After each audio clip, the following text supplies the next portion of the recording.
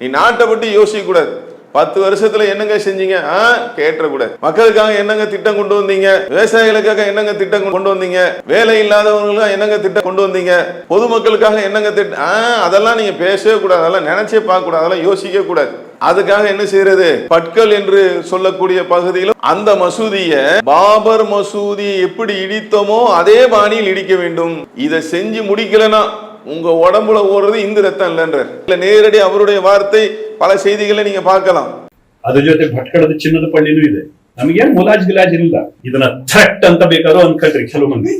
ಏನು ತೊಂದರೆ ಇಲ್ಲ, ಮಾಡೋದು ಗ್ಯಾರಂಟಿಗೆ. இப்ப இந்த ஒண்ணுக்கு தானே நீங்க எல்லாருக்கும் அழைப்பு கொடுத்துட்டீங்க. எப்படி வருவாங்கன்ற நீ அநியாயமாக இஸ்லாமியர்களுக்கு சொந்தமான முஸ்லிம்களுக்கு சொந்தமான பள்ளிவாசலை இடித்து விட்டு. அஸ்ஸலாமு அலைக்கும் வரஹ்மத்துல்லாஹி வபரகாத்துஹு.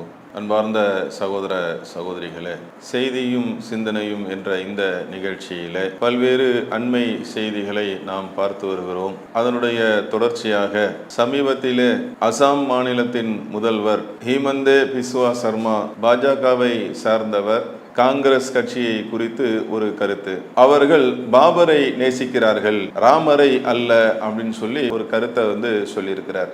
அதனுடைய பின்னணி என்ன அப்படின்னு சொல்லி நம்ம பார்த்தோம்னா, 22ஆம் தேதி அயோத்தியில பாபர் மசூதியை இடித்துவிட்டு அந்த இடத்துல ராமர் கோயிலை கட்டி திறக்க ஏற்பாடுகள் நடந்து கொண்டு இருக்கிறது. நிகழ்ச்சிக்கான அழைப்பிதழை பல்வேறு தலைவர்களுக்கு, பல்வேறு கட்சியை சேர்ந்தவர்களுக்கு அழைப்பிதழ் அனுப்பப்படக்கூடிய நேரத்தில் காங்கிரஸ் கட்சியை சார்ந்தவர்கள் என்ன சொல்றாங்க அப்படின்னா, நாங்கள் ராமரை வணங்கக்கூடிய, மதிக்கக்கூடிய அந்த பக்தர்களுடைய மனநிலையை, அவங்களுடைய உணர்வை நாங்கள் மதிக்கிறோம். ஆனால் பூரணமாக ஆலயத்துடைய வேலை என்பது முடியாமல் அவசரமாக தேர்தலுக்காக, அரசியலுக்காக பாஜக மற்றும் RS சேர்ந்து இந்த நிகழ்வை கொண்டு போகக்கூடிய இந்த நிகழ்வுல நாங்க கலந்து கொள்ள மாட்டோம் அப்படின்னு மிக தெளிவாக அவங்க இந்த திறப்பை வைத்து அரசியல் செய்யப்படுகிறது என்பதை அம்பலப்படுத்தும் விதமாக தங்களுடைய அந்த மறுப்பை சொல்லியிருக்கிறாங்க. அப்ப அந்த ஒன்றை குறித்து தான் அசாமுடைய முதல்வர் இப்படி பேசுறார். அவங்களுக்கு பாபரை விரும்புறாங்க, ராமரை அல்ல என்று முழுக்க அரசியல் ஆதாயத்துக்காக செய்யப்படக்கூடிய ஒன்று. நம்மளுடைய நாடு எல்லா மத உணர்வுகளுக்கும், எல்லாருடைய மத நம்பிக்கைகளுக்கும் வாய்ப்பை வழங்குகிறது. ஆன்மீகம் சார்ந்து, மதத்தை சார்ந்து அவரவர்கள் பின்பற்றக்கூடிய, மதிக்கக்கூடிய அந்த கடவுளை, அந்த மதத்தை, அந்த ஆன்மீகத்தை அவர்கள் தாராளமாக பின்பற்றலாம் என்று இந்திய அரசியல் சாசன சட்டம் நமக்கு சொல்லுகிறது. அந்த அடிப்படையை தான் நாமும் உணர்ந்து அனைவரும் செயல்பட்டு கொண்டு இருக்கிறோம். இப்ப பாபரா ராமரா என்பதாங்க செய்தி, அது அல்ல. ஏன்னா இது மாதிரி இன்னும் பல கட்சியை சார்ந்தவர்கள் சொல்லியிருக்கிறார்கள். சமாஜ்வாதி கட்சியை சேர்ந்த அவங்களும் என்ன செஞ்சிருக்காங்க, நாங்க இந்த நிகழ்வுக்கு நாங்க போக போறதில்லை, இன்னும் ஒரு படி மேல போய் கம்யூனிஸ்ட் கட்சியை சார்ந்த அந்த தலைவர்கள் அதை குறிப்பிட்டு சொல்வதாக இருந்தால் அருணன் அவங்க சொல்றாங்க, அந்த பாவத்தில் நாங்கள் போய் பங்கெடுக்க மாட்டோம். பாபர் மசூதியை இடித்து கட்டப்பட்டது இந்த கோவில், அந்த பாவத்தில் நாங்கள் போய் பங்கெடுக்க நாங்கள் தயாராக இல்லை என்று வெளிப்படையாகவே சொல்லுகிறார்கள்.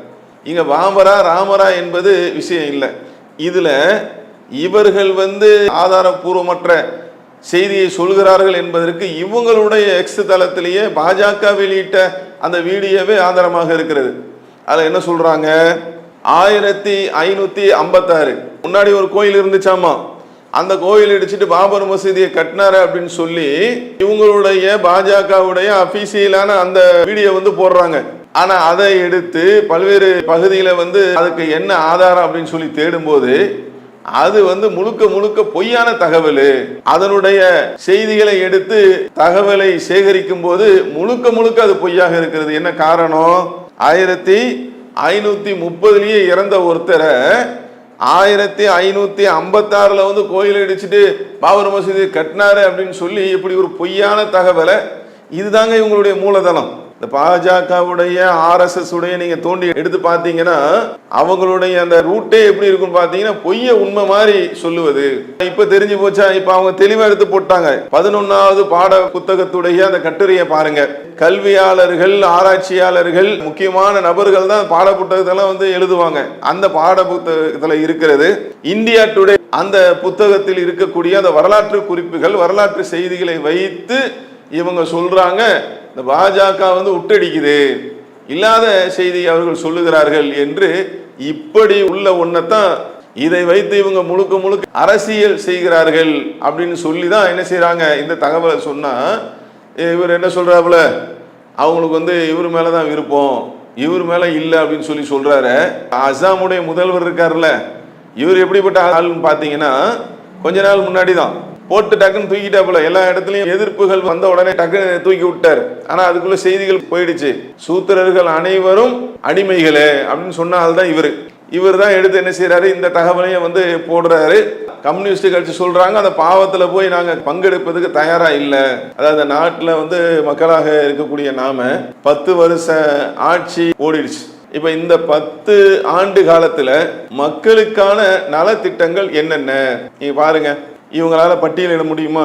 மக்களுக்கான நாங்க அதை செஞ்சிருக்கிறோம், நாங்க இதை செஞ்சிருக்கிறோம். இதுல இன்னொரு தகவல் என்னன்னு பாத்தீங்கன்னா, இப்போ நம்ம ராகுல் காந்தி தொடங்கி இருக்கிறாங்கல்ல, இந்திய ஒற்றுமை நியாய யாத்திரை என்று சொல்லக்கூடிய மணிப்பூர்ல ராகுல் காந்தி தொடங்கி இருக்கிறாங்க.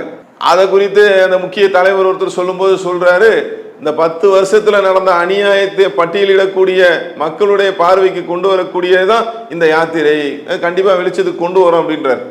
ஒருவேளை அதனால என்னன்னு தெரியல, இவங்களுக்கு வந்து காங்கிரஸ் மேல கோபமானு தெரியல.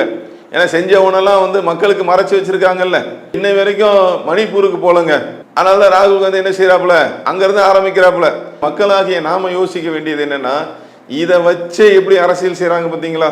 வேற எதை பத்தியும் என்ன செய்யக்கூடாது, மக்கள் வந்து யோசிக்க கூடாது. இந்த நாட்டுக்கு நல்லது என்ன நடக்குது, நல்ல திட்டங்கள் வந்து வந்திருக்கிறதா, மக்களுக்கான திட்டங்கள் வந்திருக்கிறது என்று எதை பத்தி என்ன செய்யக்கூடாது. 10 ஆண்டு காலத்துல இவங்க என்னெல்லாம் நல்ல விஷயங்களை செஞ்சாங்கன்னா என்ன செய்யக்கூடாது, இவர்கள் யோசிக்கவே கூடாது. முழுக்க முழுக்க என்னத்தான் யோசிக்கணும், இது ஒரு ஆன்மீகம் சார்ந்த விஷயம், அவங்க மத உணர்வு. ஆனா நாட்டு மக்களா இருக்கக்கூடிய நாம மத்தியில ஆட்சி ஆளக்கூடிய அவங்களுக்கு இது ஒண்ணு மட்டும் தான் இலக்கா? நாட்டு மக்கள் வந்து நல்ல விதமாக இருக்கணும், அதுக்கு திட்டம்லாம் எடுத்துட்டு வர்றது இவங்க தானே எடுத்துட்டு வரணும். அப்படிங்க நல்லா யோசிச்சு பாருங்க. அப்போ முழுக்க முழுக்க என்ன செய்யறாங்கன்னா, இதை வைத்து கொண்டு மக்களை யோசிக்க விடாமல் செய்து இதன் பின்னாடியே இதனுடைய பார்வையிலேயே இதனுடைய சிந்தனையிலே இருக்கும்படி செய்கிறார்களா இல்லையா? இதை நான் சும்மா சொல்லல, நீங்க நினைக்கலாம் இது ஏன்னா வந்து அந்த வரலாறு தப்பு, இவங்க சொன்னதே வந்து பொய்ன்றது வந்து இப்போ நமக்கு தெளிவா தெரியுது. இவங்க போட்ட வீடியோ இருக்குல்ல, 1930 இறந்த ஒருத்தரை 1556 வந்து இடிச்சிட்டு கட்டினாருன்னு சொல்லி இவங்க சொல்ற வரலாறு, இது லட்சணம் தெரியுது அவங்களுக்கு? ஒன்னத்தையும் ஒழுங்கா படிக்கிறது இல்ல, பொய் தகவலை வந்து பரப்பக்கூடியவங்க தான் இந்த மாதிரின்றது இப்ப நமக்கு தெரியுது இல்ல.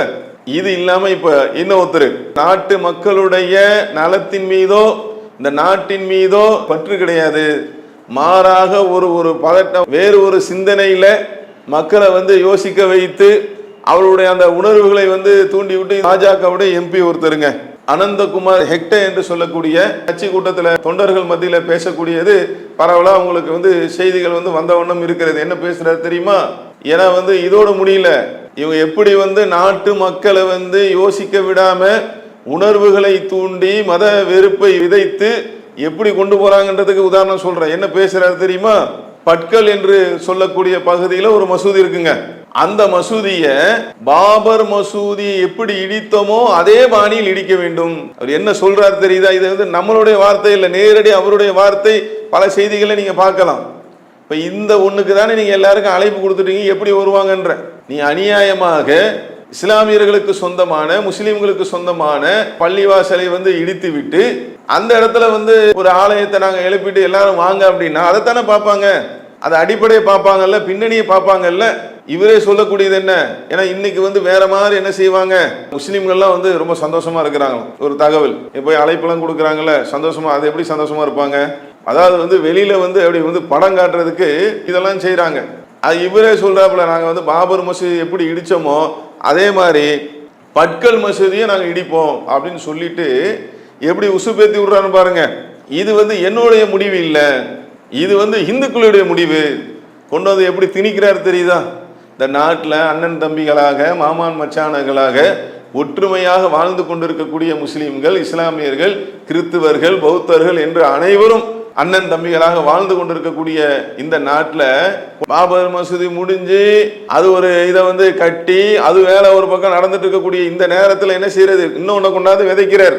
என்ன விதைக்கிறாரு? இது வந்து இந்துக்களுடைய முடிவு, என்னுடைய முடிவு கிடையாது. இதை செஞ்சு முடிக்கலன்னா உங்க உடம்புல ஓடுறது இந்து ரத்தம் இல்லைன்றார். ಅದ್ರ ಜೊತೆ ಭಟ್ಕಳದ ಚಿನ್ನದ ಪಳ್ಳಿನೂ ಇದೆ. ನಮಗೇನು ಮುಲಾಜ್ ಗಿಲಾಜ್ ಇಲ್ಲ, ಪತ್ರಿಕೆಯವರು ನೇರವಾಗಿ ಬರ್ಕಳ್ರಿ. ಇದನ್ನ ಥ್ರೆಟ್ ಅಂತ ಬೇಕಾದ್ರೂ ಅನ್ಕಳ್ರಿ ಕೆಲವು ಮಂದಿ, ಏನು ತೊಂದರೆ ಇಲ್ಲ, ಮಾಡೋದು ಗ್ಯಾರಂಟಿಯೇ. ಇದು ಹಿಂದೂ ಸಮಾಜದ ತೀರ್ಮಾನ, ಅನಂತ್ ಕುಮಾರ್ ಹೆಗಡೆಯ ತೀರ್ಮಾನ ಅಲ್ಲ, ಇದು ಹಿಂದೂ ಸಮಾಜದ ತೀರ್ಮಾನ. ಸಿರಸಿಯ ವಿಜಯ ವಿಠಲ ದೇವಸ್ಥಾನ, ಇವತ್ತು ಸಿಪಿ ಬಜಾರದಲ್ಲಿರ್ತಕ್ಕಂಥ ಮಸೀದಿ ಏನಿದೆ ದೊಡ್ಡದು, ಅದು ವಿಜಯ ವಿಠಲ ದೇವಸ್ಥಾನ. ಶ್ರೀರಂಗಪಟ್ಟಣದಲ್ಲಿರ್ತಕ್ಕಂಥ ದೊಡ್ಡ ಮಸೀದಿ ಅಂತ ಕರೀತಾರಲ್ಲ, ಅದು ಮಾರುತಿ ದೇವಸ್ಥಾನ. ಇವತ್ತು ಹೋದ್ರೆ ಮಾರುತಿ ಮೂರ್ತಿ ಕಾಣುತ್ತೆ. ಸೊ ಹೀಗೆ ದೇಶದ ಮೂಲೆಗಳಲ್ಲಿ, ಹಳ್ಳಿಯ ಮೂಲೆಗಳಲ್ಲಿ ಅಪಮಾನಗೊಂಡಿರ್ತಕ್ಕಂಥ ಅನೇಕ ಸಂಕೇತಗಳಿದಾವೆ. ಅದನ್ನ ಕಿತ್ತು ಹಾಕೋ ತನಕ ಈ ಹಿಂದೂ ಸಮಾಜ ಮತ್ತೆ ವಾಪಸ್ ಕೂತ್ಕೊಳ್ಳೋದಿಲ್ಲ. ಈ ರಣಭೈರವ ಎದ್ದಾಗಿದೆ ಈಗ, ಇನ್ನು ಮತ್ತೆ ಕೂತ್ಕೊಳ್ಳೋ ಪ್ರಶ್ನೆ ಇಲ್ಲ. ಇದಕ್ಕೆ ಸೇಡು 1000 ವರ್ಷಗಳ ಸೇಡನ್ನ ತೀರಿಸ್ಕೊಳ್ಳದೆ ಇದ್ರೆ ಇದು ಹಿಂದೂ ರಕ್ತ ಅಲ್ಲ ಅನ್ನುವಂಥದ್ದನ್ನ ಸ್ಪಷ್ಟವಾಗಿ ಹಿಂದೂ ಸಮಾಜ ಹೇಳಿದೆ.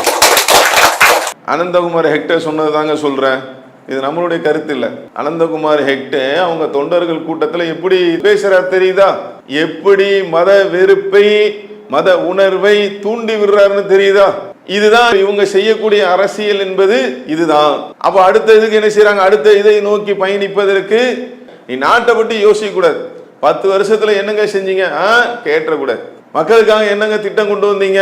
விவசாயிகளுக்காக என்னங்க திட்டம் கொண்டு வந்தீங்க? வேலை இல்லாதவர்களுக்காக என்னங்க திட்டம் கொண்டு வந்தீங்க? பொதுமக்களுக்காக என்னங்க திட்டம்? அதெல்லாம் நீங்க பேசவே கூடாது, அதெல்லாம் நினைச்சே பார்க்க கூடாது, அதெல்லாம் யோசிக்க கூடாது. அதுக்காக என்ன செய்யறது?